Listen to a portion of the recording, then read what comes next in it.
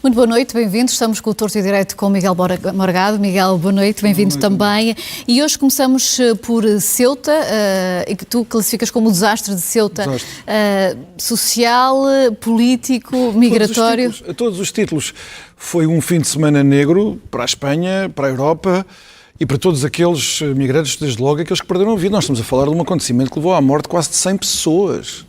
Enfim, isso é uma tragédia que ultrapassa as pequenas tragédias que nós noticiamos aqui dia a dia, na semana portuguesa ou na semana espanhola. Portanto, estamos a falar de uma coisa que adquiriu proporções gigantescas, mas além desse aspecto das mortes daquelas pessoas, mortes que foram provocadas por negligência de autoridades de um Estado, que é o Estado de Marrocos. Nós hoje sabemos, ao contrário do que Pedro Sánchez disse, mas já vamos ver as mentiras de Pedro Sánchez sobre isto, ao contrário do que Pedro Sánchez disse, nós hoje temos já suficientes testemunhos para perceber que houve cooperação das autoridades marroquinas e que aquela gente atirou-se à água por instrução direta das autoridades marroquinas. Portanto, as pessoas que morreram afogadas naquele dia, não morreram só afogadas, mas a maior parte delas morreu afogada. Há quem tenha sangue daquelas pessoas nas suas mãos. Mas, para além desse... Os espanhóis continuam a dizer que fecharam os olhos, enfim, que não terão incentivado, mas fecharam os olhos.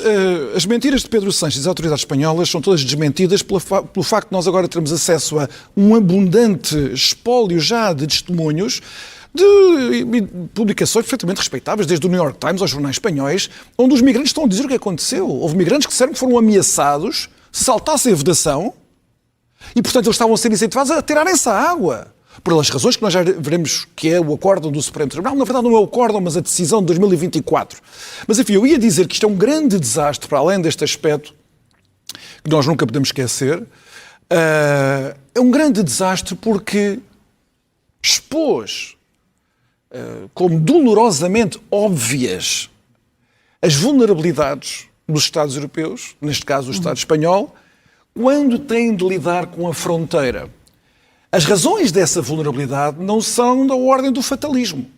Têm causas ideológicas. Nós, na Europa, e em Espanha, e na Europa toda, passámos a acreditar num conjunto de coisas que tornam a nossa capacidade de lidar com estes problemas, de não estarmos vulneráveis com outros Estados ou outras agências que não têm escrúpulos em utilizar milhares, dezenas de milhares de pessoas como armas ou como escudos humanos, noutros contextos. E essas raízes ideológicas têm que ser examinadas. E são elas também que nos impossibilitam, proíbem a possibilidade de nós falarmos abertamente sobre isto. Porque em todos os contornos desta questão, nós temos que mentir, temos de ocultar por causa da extrema-direita. Porque senão isto é fazer um favor à extrema-direita. Não podemos dizer quantas pessoas atravessaram fronteiras, isto é fazer um favor à extrema-direita. Não podemos dizer se isto foi resolvido em 24 horas, mentira de Pedro Sánchez, porque isso é fazer um favor à extrema-direita. Nem falar de Marrocos, é tudo fazer um favor à extrema-direita, não se pode falar sobre nada. Nós temos que acabar com isso. Temos que tentar limpar a consciência europeia destas raízes ideológicas malignas e destes complexos de que estamos completamente maniatados na nossa capacidade de olhar criticamente para aquilo que temos diante de nós por causa do medo da extrema-direita. Como é que eu descrevo, numa maneira muito simples, as raízes ideológicas do modo como esta vulnerabilidade é auto-infligida pelos europeus? Nós, e sobretudo a esquerda política europeia, em Espanha, em Portugal, em França, achou que podia fazer política de Estado, porque nós estamos a falar de política de Estado, achou que podia fazer política de Estado com os delírios, os sonhos de um John Lennon. Basicamente, o que nós ouvimos sempre é: não podemos ter muros que nos dividam, muros que nos separam. Agora nós conseguimos perceber que os muros salvam vidas, para além de serem parte integral da constituição de um Estado, desde logo de um Estado de Direito, onde é possível viver em liberdade, também salvam vidas. Mas não, vivemos com este slogan de que os muros dividem, quando nós, nesta consciência vagamente ética de um cosmopolitismo imaginário, dizemos que não pode haver fronteiras. Não pode haver muros, não pode haver fronteiras. Mas depois também dizemos outras coisas que eu ouvi repetidas nestes dias. Enfim, nós não aprendemos. Nem com a morte de 80 ou 90 pessoas às costas nós aprendemos. Que é que não há pessoas ilegais, não há imigrantes ilegais. Não há, isso não existe. Uma vez mais, o que isto denota é que há uma parte da consciência europeia que recusa perceber que um elemento constitutivo, quer dizer, sem o qual o Estado não existe, um elemento constitutivo do Estado moderno, do Estado de Direito moderno, é a fronteira. E uma fronteira só existe... Mas neste caso, ela existe. Não existe, não. Aí é que qual é que seria a solução? Eu respondo de uma maneira muito rapidamente. É assim, uma fronteira só existe quando o Estado encarregue de lidar com ela está disposto a defendê-la. E em Ceuta, o Estado espanhol há muito tempo não está disposto a defendê-la. O Estado espanhol, o governo de Sánchez, que não investe na segurança, de Ceuta, o orçamento para lidar com isto foi sempre ridículo ao longo dos anos, e sobretudo quando comparamos com os orçamentos muito generosos que há para acolher os imigrantes ilegais. Portanto, criticas a forma como se deposita em Marrocos a segurança da Europa? Não, mas isto é só uma parte da fronteira da Europa. A Europa tem fronteiras em todo o lado. O aeroporto de Lisboa é uma fronteira europeia. Nós vamos falar sobre isso no inferno. O aeroporto de Lisboa é uma fronteira europeia. Sim. O Algarve é uma fronteira europeia. O aeroporto do Porto é uma fronteira europeia. Há milhares de fronteiras europeias. Aquela é só uma que tem esta condicionante de as pessoas acharem que muda tudo e não muda absolutamente nada, que é que em continente africano logo já não é uma fronteira europeia. Veja-se que na tal carta que o Pedro Sánchez, no meio da calamidade, teve tempo para escrever, para se fazer queixinhas dos seus parceiros europeus, ele diz duas mentiras. Uma é essa, que Ceuta não é uma fronteira externa da União Europeia. Na carta de resposta dos 22 Estados-membros que Portugal não assinou, é exatamente uma das linhas que é sublinhada, é dizer sim, é sim. E eu vi a esquerda toda europeia e espanhola e portuguesa, em uníssono, a dizer que não pertence ao espaço Schengen, a tentar ludibriar as pessoas como se aquilo não fizesse diferença nenhuma. Neste caso, nós temos que perceber que uma fronteira só existe se nós estivermos dispostos a guardá-la. E nós vimos que no momento em que ela não foi guardada, aconteceu um grande desastre. Agora, era isso que eu te perguntava, ou seja, se o que estás a sugerir é que tem que ser Espanha a guardar essa fronteira, porque neste momento o que acontece é que Espanha deposita na boa vontade de Marrocos o controle dessa fronteira, e viu-se que neste caso não resultou, ou pelo contrário pode ter havido, e parece que houve essa vai muito vontade além disso, de deixar passar as pessoas. Vai muito além disso. Nós já tivemos este problema de depender da boa vontade de um vizinho com má vontade. Foi em 2015, como Erdogan e a Turquia. E o que a Europa fez foi subornar Erdogan. A Europa está a subornar Erdogan há 10, 11 anos para a boa vontade continuar. E se isto é uma política de fronteiras externas, quer dizer, nenhum país, a China, os Estados Unidos, a Índia, os países do Golfo Pérsico, alguma vez têm uma política de fronteiras deste tipo. Mas veja-se que esta vulnerabilidade é ainda mais auto-infligida pelo ridículo que nós temos hoje, de aquilo que, ao contrário do que a Guarda Civil exigia ao governo espanhol há anos, que era fazer prolongar o espigão, agora o que se encontrou como remédio para lidar com uma decisão do Estado espanhol, desde logo o legislador espanhol e os tribunais, uma decisão, por causa das pessoas não saberem que expõe o ridículo europeu neste momento, que é dizer assim, as pessoas que saltarem a vedação podem ser deportadas imediatamente. Mas as que vierem a nado, não. Eu nem vou explicar às pessoas o ridículo do articulado da lei e da interpretação que os juízes fizeram desta lei. Porque é uma espécie de grande caricatura da alhada em que a Europa está metida. E, portanto, o que é que agora se fez? Pôs uma boia de 500 metros a prolongar a extensão do espigão. Não o espigão, que não há tempo para fazer essa obra, não é? Já devia ter sido feita há muitos anos. Uma boia que não impede ninguém. A única coisa que permite é que, para os tribunais, já se pode deportar automaticamente as pessoas que passarem por cima daquela boia. Porque cria a barreira que a lei diz que é necessário. Isto é tudo tão patético. A Europa está-se a tornar tão patética que as pessoas têm de perceber que isto é perigoso para nós. É perigoso para a Europa como um todo, para a integridade europeia e para a vitalidade das sociedades europeias. Agora, as pessoas pensaram assim, não, mas aquilo é um enclavezinho ali, não há problema nenhum, porque é que estes mauzões... também acusados pelo governo espanhol e pela esquerda ibérica, portuguesa, a extrema-direita a querer excluir Espanha de Schengen. A extrema-direita, veja-se bem, uma carta que é iniciada com a liderança de Meloni, que ainda pode dizer que é extrema-direita, enfim, toda a gente é extrema-direita hoje em dia para a esquerda, mas quer dizer, o outro mentor da carta é Frederiksen. Para quem não sabe, é a primeira-ministra dinamarquesa do Partido Europeu Socialista, dos socialistas portugueses e do socialista de Pedro Sánchez. Também é de extrema-direita, mas enfim. A carta diz que a Espanha tem agora que tomar conta do assunto e a União Europeia tem que voltar a refletir sobre isto muito a sério. Os espanhóis ficaram ofendidos e imediatamente vi tudo. Jornalistas, políticos, no ativo, deputados, até embaixadores, começaram a tentar enganar as pessoas que aquilo não fazia parte do espaço Schengen e, portanto, ninguém sairia dali. Isso é falso, como nós já hoje sabemos. Desde logo, os menores. A Espanha não pode deportar menores. E, portanto, muitos daqueles que passaram dizem-se, alguns não têm documentos, dizem-se menores, até alguns são mesmo, outros dizem-se menores. A partir desse momento, a Espanha não pode fazer mais nada, senão retê-los ali. Porque aí já não mandam as convenções, mandam o superior interior da criança à luz do direito europeu e do direito espanhol. Portanto, essas pessoas vão ser redistribuídas pelo território espanhol, vão sair de Ceuta assim. Mas há mais. Marrocos não aceita que sejam deportados para dentro do seu território outra vez, não marroquinos. Ora, naquela vaga de pessoas que nós nem sequer sabemos quantas foram, a Guarda Civil fala entre 60 mil a 100 mil, um intervalo tão grande, não fazemos ideia. Muitas dessas pessoas vêm de países subsaarianos, ou do Sahel. Muitos deles.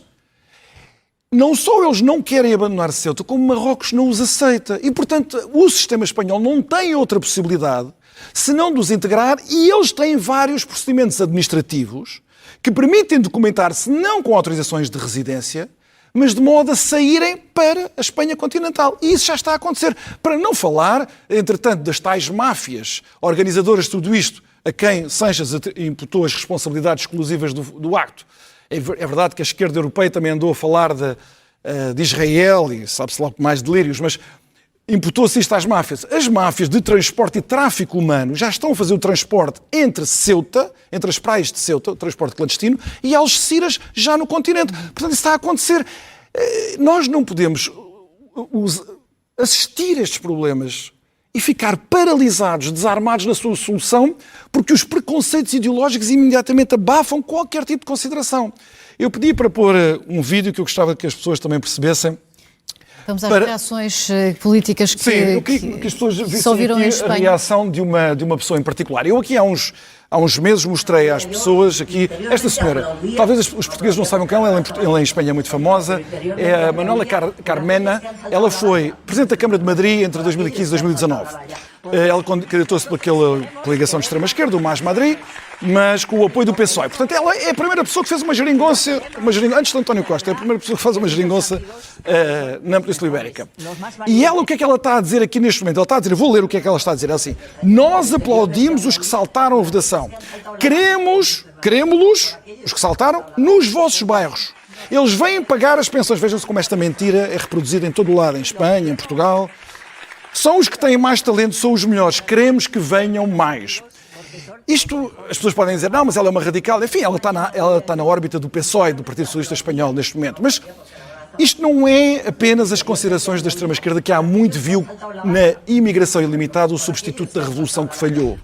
É que a própria esquerda democrática, portanto o PSOE, o Partido Socialista aqui, os partidos do centro-esquerda e da esquerda democrática na Europa, acabaram por se sentir deslegitimados por pressão da extrema-esquerda a intelectualmente aceitarem que tem de haver limites à imigração.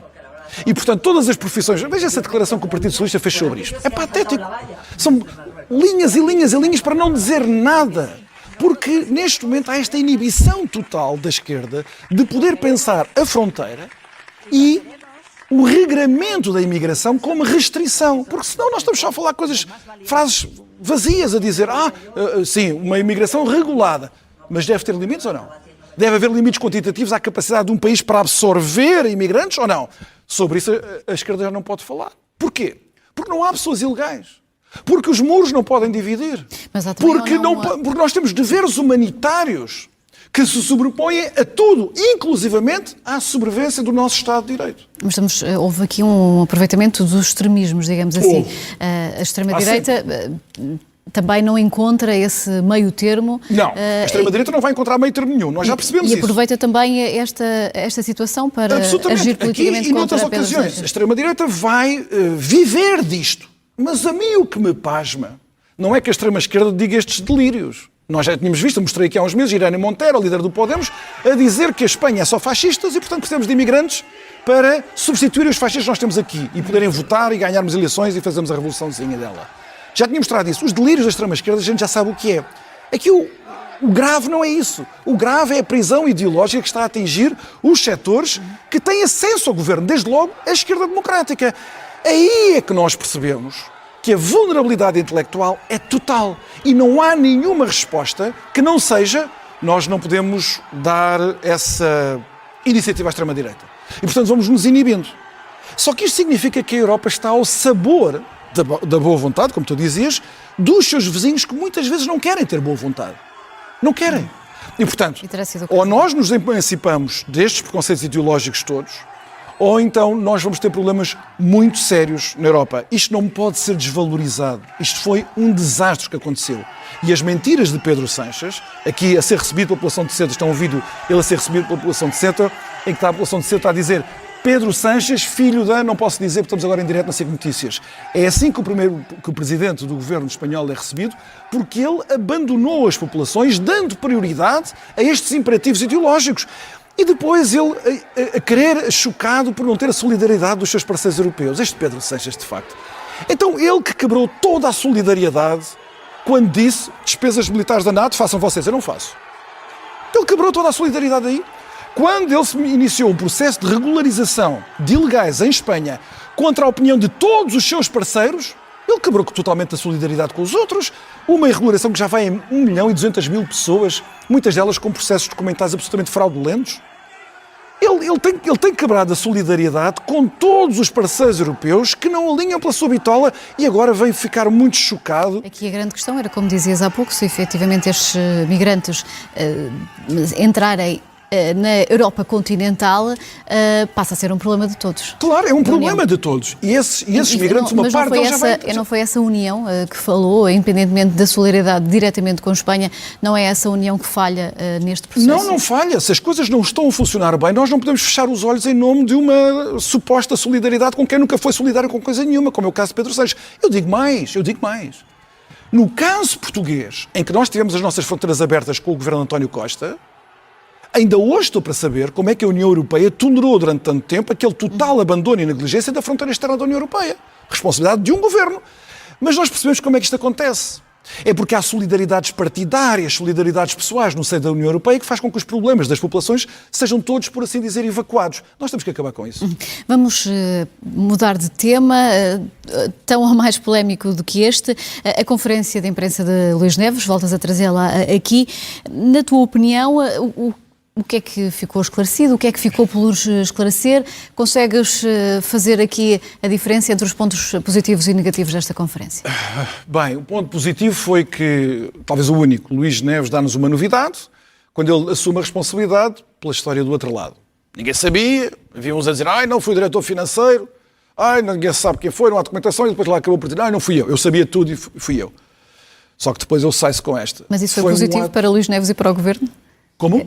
Foi positivo para Luís Neves e para o Governo a explicação dada? Isto foi outro desastre. Esta conferência de imprensa foi um desastre. A mim o que espanta é que Governo e Luís Neves ficaram convencidos no final desta conferência de imprensa que tinham dado todos os esclarecimentos e que os portugueses já não queriam saber mais do caso. Isso foi uma coisa, enfim, não causou só espanto, causou-me também choque.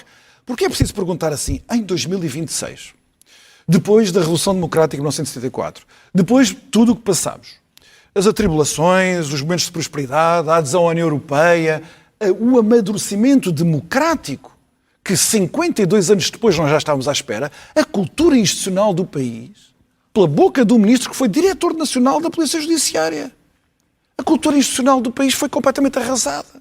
Completamente arrasada. Há coisas que nós até podemos mais ou menos desculpar a um ministro. A piscina e o tanque. Eu não quero saber disso, da piscina e do tanque. Já percebemos que aquelas obras, aquilo foi tudo... Enfim, certamente não foi conforme a lei exige. Isso não foi. Enfim, o próprio admite que vai ele repor ele diz que vai irregularidade. Contra a vontade dele. Pois, há coisas que ele já não pode repor. O parque de estacionamento em solo agrícola, isso pode-se repor a legalidade. Não pode, ele não pediu autorização nenhuma. Mas, enfim, podemos dizer que o ministro, todos os portugueses fazem. Um diretor nacional da Polícia Judiciária não pode fazer aquilo de maneira nenhuma. Portanto, ele tinha que ter sido demitido de diretor nacional da Polícia Judiciária. Porque estas coisas foram feitas quando ele era diretor nacional da Polícia Judiciária. Enfim, mas o caso do Monte tem um nível de gravidade, apesar de tudo, inferior. O caso do outro lado e o caso do incumprimento das suas responsabilidades declarativas revela um homem cuja cultura institucional é nula, está tão convencido que está investido de uma missão, ele próprio disse que esteve sempre ao lado do bem, que está tão investido de uma missão que ele vale mais que a instituição. Eu já tinha chamado aqui a atenção para uma entrevista que ele tinha dado, nada a propósito destes escândalos, que foi uma coisa anterior, um comentário que eu fiz anterior, uma entrevista que ele deu à SIC Notícias, onde ele tinha sido deselegantíssimo com as suas antecessoras, Margarida Blasco, Maria Lúcia Amaral, como Ministra da Administração Interna de Montenegro. Deselegantíssimo. A deselegância deste homem na conferência de imprensa a dizer que quando pegou na Polícia Judiciária a instituição estava de rastos. A Polícia Judiciária em 2018 estava de rastos quando o salvador de capa super-homem chegou e salvou. É assim que ele se reconhece, é assim que ele aceita que tudo seja feito na base da informalidade, sem nenhum rastro administrativo, tudo entregue ao seu próprio arbítrio, inclusivamente a decisão de obedecer ou não obedecer à lei do Estado, no que diz respeito às declarações, às responsabilidades declarativas. Sim. Quer dizer, esta entrevista foi uma calamidade que não só pôs em causa a autoridade do atual Ministro da Administração Interna, como pôs em causa aquilo que ninguém antes tinha posto em causa. E que era o funcionamento. A sua função como Diretor Nacional da Polícia Judiciária. O chefe dos polícias responsável por garantir o cumprimento da lei e ir atrás dos prevaricadores, é ele próprio um prevaricador em nome daquilo que ele acha que é a sua ideia de bem e a missão de que está investido. E eu, entretanto, já percebi qual é a ideia de bem e da missão que ele está investido. Eu nunca tinha percebido. Mas ele fez umas declarações aqui há uns tempos, antes também destes escândalos, numa cerimónia da Polícia Municipal aqui em Lisboa, onde ele diz que o que o moveu para ir para a Administração Interna foi, e palavra de honra que foi isto que ele disse, garantir que o respeito pela diversidade do ser humano é uma realidade. Foi isto. Portanto, isto é uma espécie de formulação woke sem grande sentido, sem grande nexo, que acaba depois com ele, os seus defensores a dizerem, ele refutou a tese de que a imigração está associada à criminalidade, quando a única coisa que ele disse foi fazer um uso capcioso dos números do Razi, quando ele diz que havia cerca de 120 presos estrangeiros, quando na verdade havia 1.800, um uso capcioso público que ele fez como Diretor Nacional da Polícia Judiciária, para depois distribuir ao longo das semanas um conjunto de insultos a todos os outros que ousavam pôr em causa a opinião, porque é só uma opinião. O Estado português nem sequer permite que nós saibamos se há uma relação entre as nacionalidades de origem e os criminosos. Porque há esta proibição que nós não podemos contestar sem pôr em causa, evidentemente, a ascensão da extrema-direita, é a irracionalidade convertida em Estado. Enfim, com boas intenções, mas esse seria outra não sei conversa. Se boas intenções. Vamos agora passar para, temos que avançar para os números da economia portuguesa. Foram divulgados os dados do crescimento do PIB, uma aceleração de 2,5% face ao mesmo período do ano passado. É um bom resultado, tendo em conta o que aconteceu no início do ano. É verdade, é um bom resultado. Enfim, em Portugal e na Europa nós já estamos habituados a ter expectativas baixinhas, portanto, nas nossas expectativas baixinhas é um bom resultado. Estes são os números do quarto trimestre de 2025, do primeiro trimestre de 2026 e os números que saíram agora, mas no crescimento em cadeia. Repare-se que nós tínhamos tido um crescimento muito aceitável de 0,9% no quarto trimestre e depois a economia estagnou. O INE, entretanto, reviu o resultado para 0,1%, mas a economia quase estagnada. E, portanto, havia muitas dúvidas sobre, será que este vai ser um mau ano, um ano de estagnação económica? Portanto, é com grande alívio que nós agora recebemos os dados do segundo trimestre, de uma certa normalidade, digamos assim, do crescimento. Isto faz com que, eu peço para pôr aí o próximo gráfico, faz com que todas aquelas previsões que foram feitas pelas organizações que se dedicam a estas coisas, o CDE, o FMI, o Conselho de Finanças Públicas, o Banco de Portugal, tinham feito um conjunto de previsões, eu peço para porem o gráfico no ar, exatamente, está aqui. Todas as barras a cinzento são as previsões para o ano 2026 de crescimento do PIB dessas várias organizações, portuguesas e internacionais. A vermelho está a previsão que o Governo deixou no Orçamento de Estado, no projeto de Orçamento de Estado, portanto, em outubro, novembro, para 2026. Com estes números, o que é que nós já sabemos? Sabemos que, provavelmente, Joaquim Miranda Sarmento, o Ministro das Finanças, uma vez mais, já vai desmentir aquelas previsões todas negativas, péssimas para a economia portuguesa, porque mesmo que a economia portuguesa não crescesse mais, fosse 0 no terceiro trimestre, 0 no quarto trimestre, ainda assim, o crescimento no final do ano seria 1,8% e, portanto, seria acima destas previsões. De qualquer maneira, há uma boa probabilidade, se não houver nenhum desastre internacional, e é sempre um grande se não houver nenhum desastre internacional, nós vamos ter um ano que andará ali à volta dos 2% ou até na previsão do governo 2,3%. Mas ainda assim, com o investimento a dar sinais Mas eu de queria ser muito tímido. É verdade. E eu queria fazer uma chamada. Nestes dados. E eu queria fazer mais uma chamada de atenção a propósito disto. Eu tenho chamado a atenção já há muito tempo, de que Portugal e a Espanha é a mesma coisa, o tal milagre económico espanhol não existe, e são também outras cantigas que se cantam por aí. Nós vivemos de 3 motores nestes anos. Desde 2021 vivemos de 3 motores económicos. O boom do turismo, o PRR, muito dinheiro continua a ser investido aqui em Espanha, e a imigração. A imigração expande o PIB, mas não expande o PIB per capita, o nível de vida de nós todos, não expande, já se percebeu, mas expande o PIB. O turismo e o PRR têm sido os outros 2 grandes motores. E eu chamei a atenção para isto. Nós estamos a participar naquele momento, que é 2027, onde alguns desses motores vão se apagar. O PRR, por O exemplo. PRR, mas também, eu quero chamar a atenção para isto, Ana, são mais de 20 segundos, o turismo. Saíram agora, não tive tempo de construir os gráficos porque só vi hoje, havia há pouco, os números do INE sobre o contributo do turismo para o crescimento do PIB. E, portanto, desde 2022-2023, vamos chamar os últimos anos de António Costa, o turismo era 40%, a metade do crescimento económico do PIB. O que é muito curioso, porque era o PS a queixar-se da monocultura do turismo, mas o crescimento económico de António Costa foi feito quase toda a feita do turismo. Metade. 40% metade. Desde 2024 e agora 2025, o contributo está na ordem dos 0,3 pontos percentuais. Portanto, 1/6. Esse motor do turismo também se está a desligar. Quais vão ser os motores, desta vez sustentáveis, porque os outros 3 não eram, PRR, imigração e turismo, quais vão ser os novos motores da economia portuguesa? Esse vai ser o grande desafio deste governo e dos próximos que vierem. Miguel, 1 minuto apenas para falarmos da entrevista de José Luís Carneiro ao Observador, que merece críticas. É um minuto só, porque eu também lembrei isto semana passada a propósito de Carlos César. Então, o José Luís Carneiro está a dar esta entrevista onde ele não mostra só esta fraqueza política infinita, mas também uma capacidade argumentativa do miúdo de 10 anos. Ele está a dizer assim, nós estamos à frente das sondagens, portanto, não temos maioria absoluta, mas se houver eleições vamos ganhar.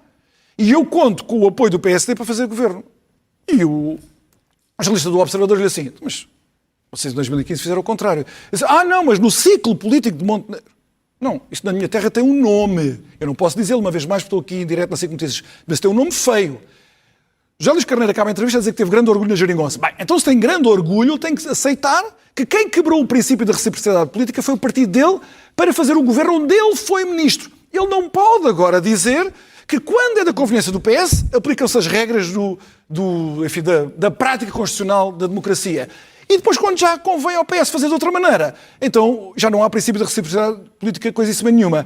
Enfim, isto não é só fraqueza política, isto é realmente a capacidade argumentativa infantil. Vamos passar às rubricas finais, às tuas escolhas, começando pelo inferno.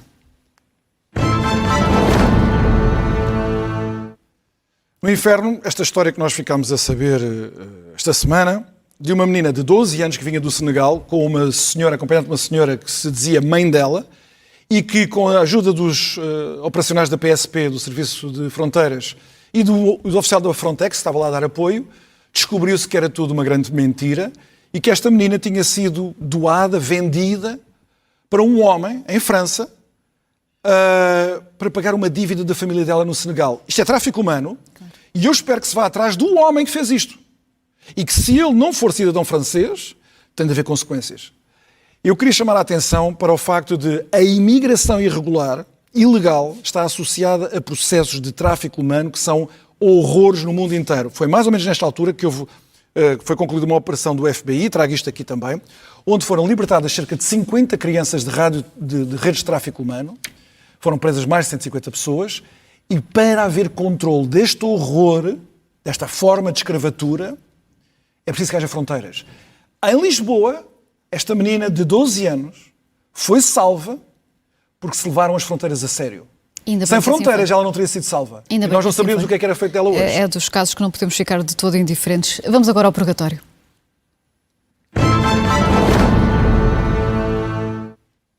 Bem, estamos aqui na época de incêndios e eu quero trazer aqui uma discussão que houve muito confusa.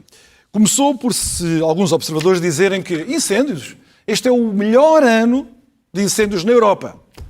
Desde que a base de dados começou em 2012. Bem, fomos ver este gráfico, a linha em baixo, vê-se o trajeto, a área ardida do total da Europa. Fomos ver e afinal a Europa incluía a Rússia. E a Rússia com toda aquela massa continental que vai até ao Pacífico. E, portanto, começámos a perceber que afinal aquela consideração de que isto era o melhor ano sempre era uma grande farsa. Na verdade, se tirarmos a Rússia, 2026 é o quinto pior ano desde 2012. Mas, se nós olharmos para uma outra métrica, e era essa métrica que eu pedi que pusessem no ar, nós vemos que, na verdade, há uma realidade. Este é o tal ranking que eu pus há pouco, quando nós corrigimos aquela informação, que não está errada, mas realmente incluir a Rússia distorce tudo, não é? Portanto, em 2026 é o pior ano. Se nós utilizarmos o FIs, então é o segundo pior ano desde 2006. Mas na outra métrica, exatamente aqui, nós percebemos que este gráfico é construído desta maneira. As barras significam os múltiplos relativamente à mediana dos últimos anos de área ardida para cada Estado. Quer dizer, aquilo que está à direita da linha significa que já estamos a arder mais do que é normal, digamos assim. E veja-se como são os países da Europa Ocidental, França, Espanha, Portugal, Reino Unido e Itália, que estão a ter um mau ano de incêndios, particularmente a França e a Espanha. Os outros países do outro lado da Europa, o Sueste europeu, que também tem muitos problemas de incêndios durante o ano, de facto está a ter um ano extraordinariamente calmo. Mas isto é só para vermos quando nós falamos da Europa e dos incêndios estão a correr mal ou estão a correr bem, há sempre uma realidade heterogénea para a qual temos de olhar. É a análise dos dados. E, rapidamente, e que também, no seguimento disto, vamos passar ao paraíso. Paraíso. Precisamente na sequência desta reflexão, vamos pôr no paraíso os bombeiros. Em Portugal e no resto da Europa, todos os anos, este ano não é exceção, eles estão ali, morrem, sofrem. E eles fazem uma coisa que eu queria elogiar aqui. Não são só eles. Os polícias, os militares. Não é a questão do bombeiro estar lá para ajudar os outros. Há muitas pessoas que têm profissões e ocupações de ajudar os outros. Não. Os bombeiros fazem um exercício das virtudes humanas, tal como os polícias ou os militares, que vai além disso, que é quando o perigo mortal espreita e todos nós recuamos, eles avançam.